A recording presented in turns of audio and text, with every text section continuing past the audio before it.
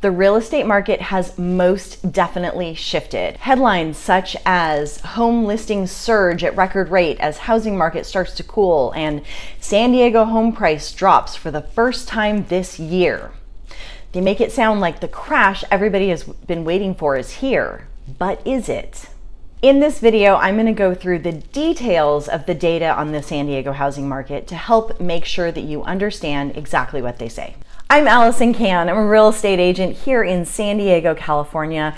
I love helping people understand the data behind the market to make sure that they are making the best decisions they can for themselves.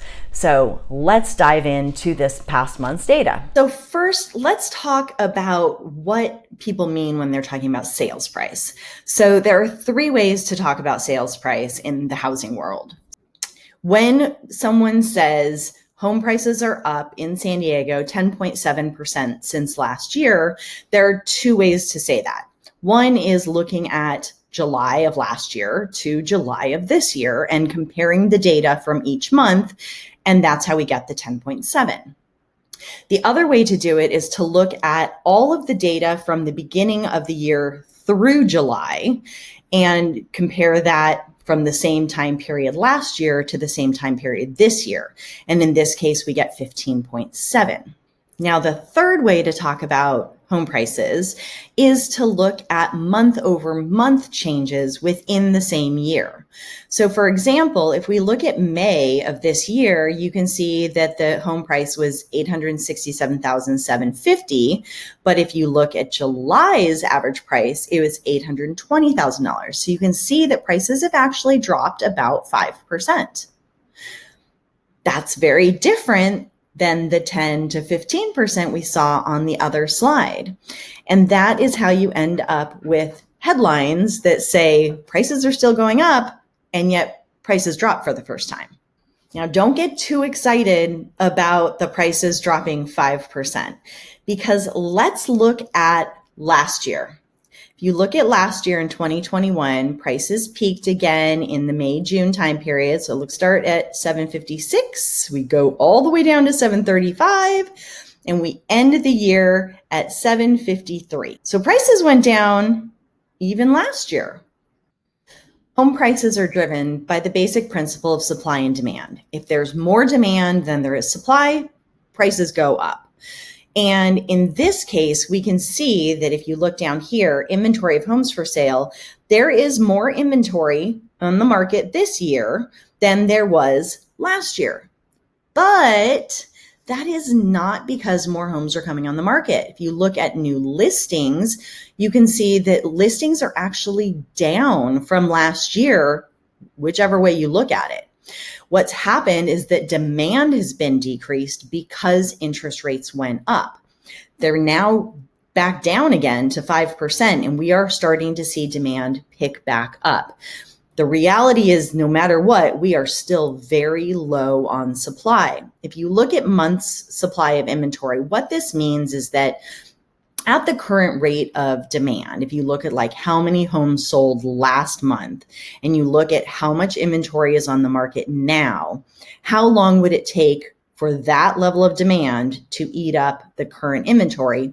Right now, we are at 1.9 months. Now that's up quite a bit from what we were at before, but a stable market is in the 4 to 6 month range and a buyer's market is above 6 months. So we're a long way off from that still. And with new listings not picking up, and in fact going down, the supply issue is not going to go away.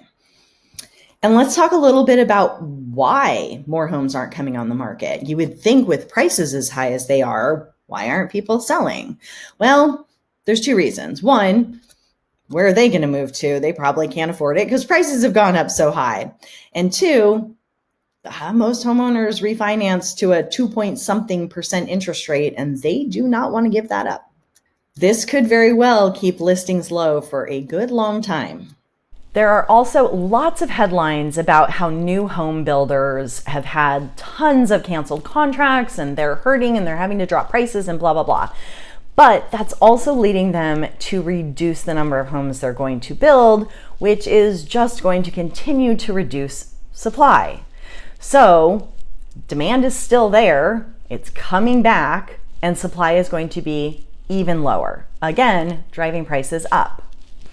And that's on top of the 4 million homes that we are short in inventory from the time that home builders basically stopped building homes in 2008 through now, where they have not kept up the same level that we would have needed to keep up with demand. And that's why we have such a huge shortage of inventory and why prices are going up. So if you're wondering what to expect for the rest of this year, my expectation is that we're going to see a little bit of a dip now, which smart buyers are taking advantage of because we are seeing buyers get sellers to pay closing costs. We are seeing price reductions. We're seeing buyers actually be able to buy homes under list price. We had one person on our team get a buyer under contract for $100,000 below list price. Crazy stuff is happening out there these days.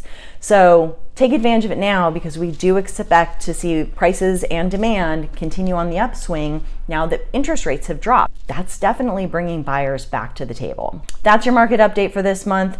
Let me know if there's anything I didn't cover that you're curious about. Please comment below. And if you enjoyed this video at all, please check out my other video that talks about if you should buy now in 2022 or if you should wait.